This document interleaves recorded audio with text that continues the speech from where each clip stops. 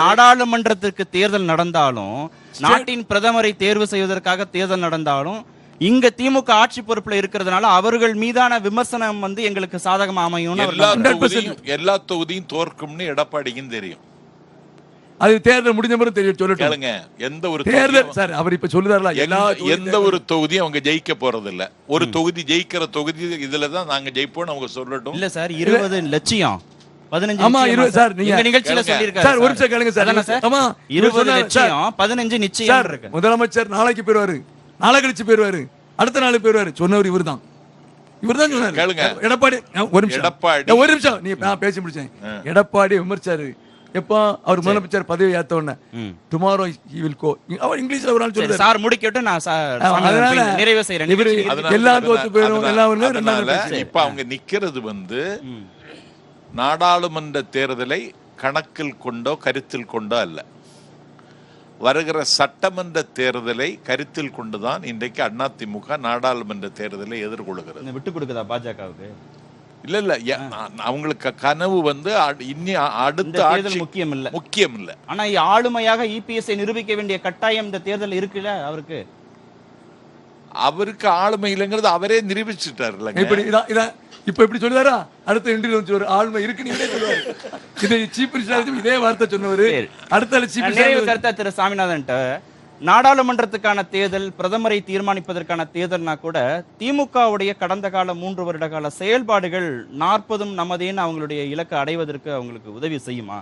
இல்ல, கண்டிப்பா நம்ம திமுகவினுடைய செயல்பாடுகள் அப்படிங்கிறப்ப இவங்க தலவாய் சுந்தரம் சார் அவர்கள்லாம் குறிப்பிட்டதை போல ஆங்காங்கே கொஞ்சம் அந்த சட்டம் ஒழுங்கு சார்ந்த அந்த பிரச்சனைகள் இருந்தாலும் கூட 1,10,00,000 பெண்களுக்கு மகளிர் உரிமை தொகை 1000 ரூபாய் கொடுத்துருக்காங்க.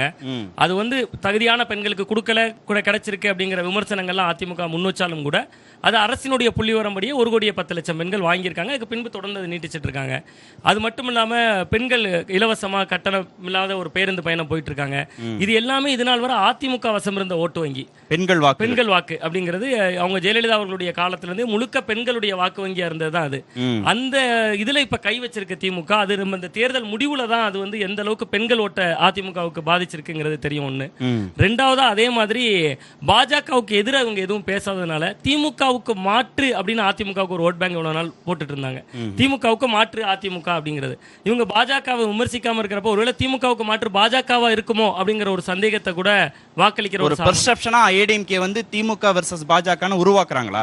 இல்ல, அவங்க திட்டமிட்டு செயல்பாடுகள்னால இல்ல. அவங்க நாஞ்சல் சம்பத் சார் அவர்கள் குறிப்பிட்டது போல அவங்க 2026 தேர்தல் தான் நம்ம இலக்குன்னு அதிமுக தன்னை நினைச்சுக்கிறாங்க. அவங்க அப்படி நினைச்சுக்கிட்டதுனால தான் தேர்தல் அறிக்கையில கூட அவங்களுக்கு பாத்தீங்கன்னா மகளிருக்கு 3000 ரூபாய் கொடுப்போம் அப்படின்னு சொல்லியிருக்காங்க.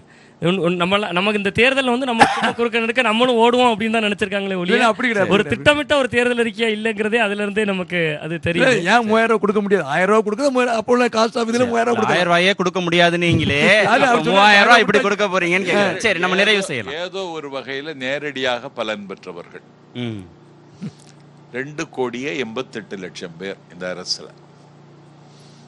இந்த ஓட்டு அளிக்காங்க பாப்போம்.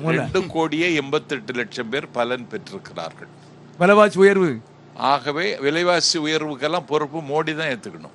எப்படி பார்க்கலாம், ஏத்துக்கிடாது. களத்துல மக்கள் எப்படி எல்லாம் வாக்குகளை போட்டு பிரதிபலிக்க போறாங்கிறத. நன்றி நிகழ்ச்சியில் பங்கேற்ற. ஒரே ஒண்ணு, எங்களை பொறுத்தளவுல 30 ஆண்டு காலம் மீனவர் சமுதாயத்துக்கு ஒரு உரிமை அவங்களுக்கு வந்து எந்த விதமான இதுவும் கொடுக்கல. எடப்பாடியாரை பொறுத்தளவுல பசிலியான் மீனவர் சமுதாயத்துக்கு ஒரு வாய்ப்பு கொடுத்தாலும் எங்களுக்கு வெற்றி நிச்சயம் உறுதி. இவர் சட்டமன்றம் அருமையான வேட்பாளர்.